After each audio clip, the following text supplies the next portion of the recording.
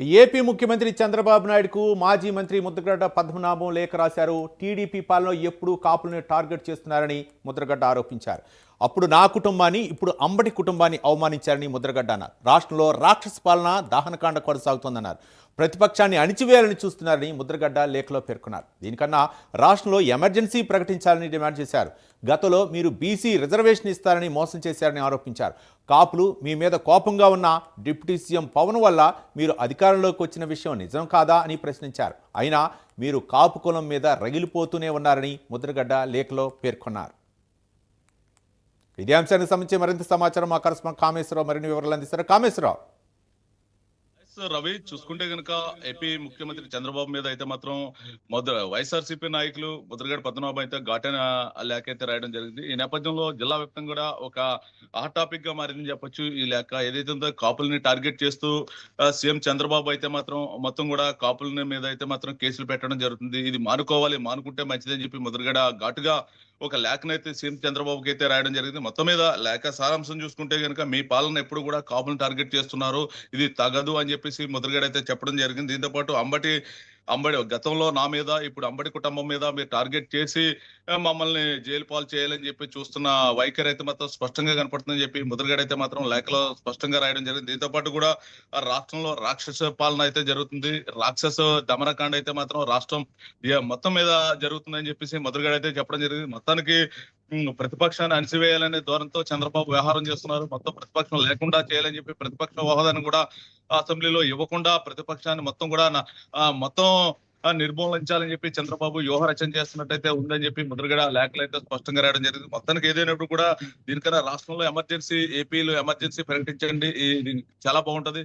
పైనుంచి కేంద్ర ప్రభుత్వం నరేంద్ర మోడీ నుంచి అనుమతులు తీసుకుని ఏపీలో ఎమర్జెన్సీ ప్రకటిస్తున్నాం, ప్రతిపక్షానికి లేకుండా వాళ్ళందరినీ కూడా జైల్లో పెడతాం, మేము ఓన్లీ అధికార పక్షమే పరిపాలన చేస్తామని చెప్పేసి ఒక ఎమర్జెన్సీ స్టే తీసుకురండి అని చెప్పి ఘాటుగా అయితే మాత్రం లేఖలో ముద్రగడ పద్మనాభం అయితే మాత్రం చంద్రబాబుని విమర్శించడం జరిగింది. మొత్తానికి ఏదైనప్పటికీ కూడా మీ పదవీ కాలం బలమైన ప్రతిపక్షాన్ని జైల్లో పెట్టడం ఒక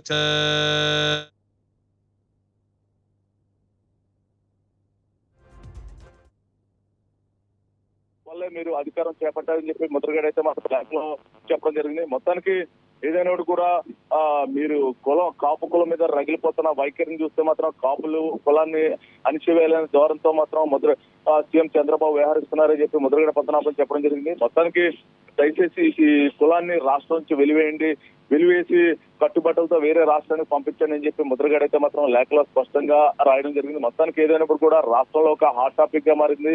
మనం ఏదైతే చూస్తున్నామో తిరుమల తిరుపతి లడ్డు కలిసి వ్యవహారం మీద అనంతరం ఎపిసోడ్ చూసుకుని వస్తే నిన్న ఏదైతే ఉందో అంబటి రాంబాబు అరెస్ట్ లో దీనికి సంబంధించిన మొత్తం వ్యవహారం అన్నిటి మీద కూడా ముద్రగడ అయితే ప్రస్తావించారు. దానికి సంబంధించి మొత్తం మన గతంలో అయితే కాపుల్ని టార్గెట్ చేస్తూ మొత్తం మీద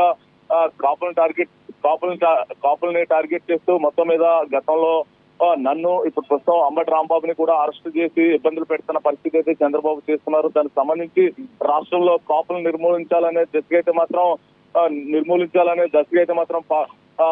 సీఎం చంద్రబాబు అయితే వ్యూహరచన చేస్తున్నారు. దానికి సంబంధించి మొత్తం కూడా దీనికి సంబంధించి అయితే మాత్రం ఇప్పటికే మొత్తం ఈ లేఖ సారాంశం అయితే హాట్ టాపిక్ గా మారింది. మొత్తానికి ఏదైనప్పుడు కూడా రాష్ట్ర వ్యాప్తంగా కూడా ఈ ముద్రగడ లేఖను కూడా మొత్తం చర్చాస్పదంగా మారిందని చెప్పచ్చు. మొత్తానికి ఏదైనప్పుడు కూడా మొత్తం కాపుల వల్ల అధికారంలోకి వచ్చి చంద్రబాబు కాపుల నుంచి మొత్తం కూడా కాపుల్ని నిర్మూలించే ప్రయత్నంలో చంద్రబాబు ఉన్నారు. ఇది మీకు తగదు, దీనికి సంబంధించి కాపులను టార్గెట్ చేయడం సరికాదు. మీరు పవన్ కళ్యాణ్ పెట్టుకుని కాపుల ఓట్లతో మీరు అధికారాన్ని చేజెక్కించుకున్నారు. ఇప్పుడు అధికారంలోకి వచ్చిన తర్వాత కాపులు తొక్కాలనే వైఖరి మంచిది కాదని చెప్పి ముద్రగడ అయితే స్పష్టంగా చెప్పడం జరిగింది.